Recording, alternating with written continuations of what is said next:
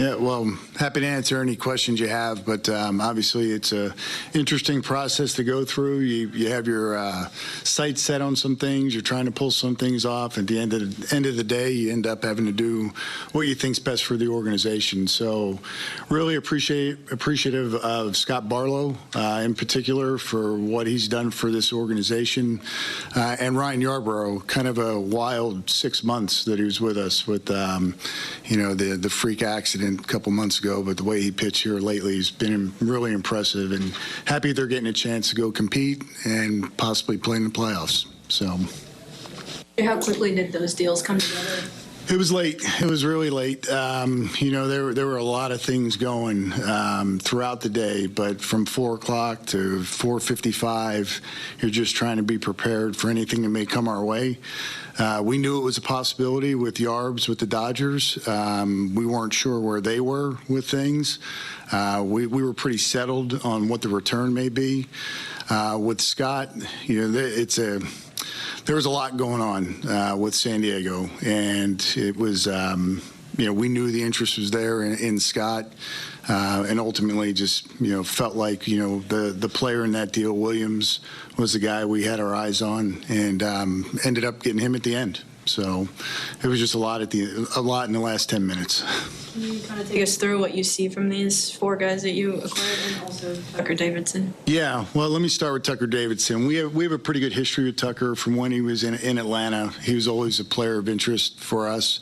Right now he's out of options, so we know we get a small window of opportunity to try to, see how he can help our team.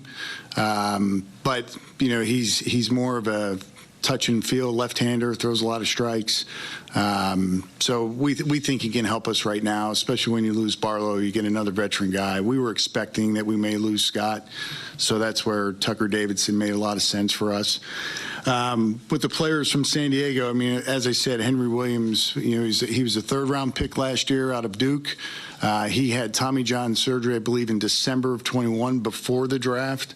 Our scouts really liked him in the fall of 21, and he was somebody we had our eyes on going into the 22 season, but he obviously didn't pitch. So he's on the mend now. I think he's made 12 starts, 42 innings. He's in low A. I suspect, and we'll have more discussions with them about how they were handling him. I suspect it was very much treated as a rehab year. So we'll continue on that path once we had those talks with the Padres. Jesus Rios, kind of an interesting background, independent league pitcher in Mexico. Last winter pitched really well in winter ball. And then we saw him this spring in the DSL, up to 94, 95. There's some spin metrics on him that we liked, so we thought it was a good second piece. And he may stay in the DSL. We're not quite sure. We may bring him to Arizona. We're not quite sure yet. But we like the arm strength and the ability to spin the ball. So they were the 2 with San Diego, and then with LA, Devin Mann's an interesting player. He's 26 years old. He's played just about every position on the field. His OPS is over 900. When you look at our team, and we talked yesterday about right-handed hitters, he's a right-handed hitter with a really simple approach. We think just because of that versatility, he potentially could help us, whether it's, he's not on the roster right now, but we got to evaluate some things, but potentially help us next year somehow in that utility role. Figueroa is an interesting player. For a young guy, he's got an extremely high walk rate. If you look at his swing on video, he's got a really good swing.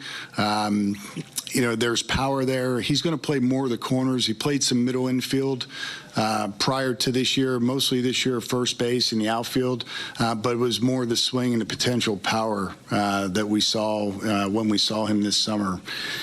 So they were the 4 today. I mean, all told, we really adding 2 pitchers and then counting yesterday 3 bats. So the right-handed side has been something we've been thinking about. So we were able to get 2 guys that hit from the right side at the upper levels. You said you had your sights set on stuff going into the day. Did it match up with how the day concluded? There was some potential bigger deals. There were some potential bigger deals that just didn't quite come together. You get excited about it and you want to push forward, but one fell apart in the middle of the day and we were still trying to work it out. About 4:30 we realized we're just not, nobody's given. so it wasn't going to work. So when you're looking at bigger deals, larger deals, a lot of names being exchanged, you start thinking about how's this going to shape our organization, how's it going to change the path. So you want to keep pushing. We know 98% of the things we talked about this week just didn't happen, and that's probably pretty consistent with all the teams in baseball.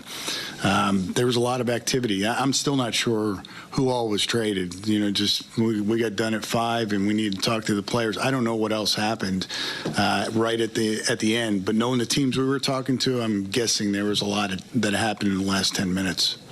You said yesterday that there wasn't much movement on Salvi up till that point, but was there today? Did that? There was some interest. There was some interest, and I don't want to get into the teams at all, but there was some interest. It was a very complicated concept. That we still would have had to get approval from Salvi. We know how much Salvi loves being here. We still would have had to get approval. It was worth going down the path, but it was just, we knew with the team we were talking to how complicated it was, and it was going to be hard to pull off. Watching him watch TV in the clubhouse earlier, they're watching their lives happen on here. What's it like for you guys when you talk to those guys after 5 o'clock? You got to tell them because they went out for, shagging balls. Yeah. What's that like? We try to, especially the veteran players, we try to communicate as much as we can with them. Especially guys that have the right to veto any trade. So you need to be upfront with them. Salvi, was aware that we had some discussions going on, as was Zach. Both players were open-minded, but both reiterated to me how much they want to be here, and if it's a great deal for the organization, bring it to me. If not, then we're happy being here. It is a little awkward. I can't imagine being in their shoes, just wondering what's really happening behind the scenes. I will say there were things that were out there that weren't true at all. I think it was a lot of speculation. And then we have to make a decision if we're going to go to that player and say, hey, this is not true, which is a little dangerous too, because something could change. So it's kind of a fine line you got to walk to be upfront and honest. But in those two guys' situations, Zach and Salvi, with their no trade rights, you have to communicate with them.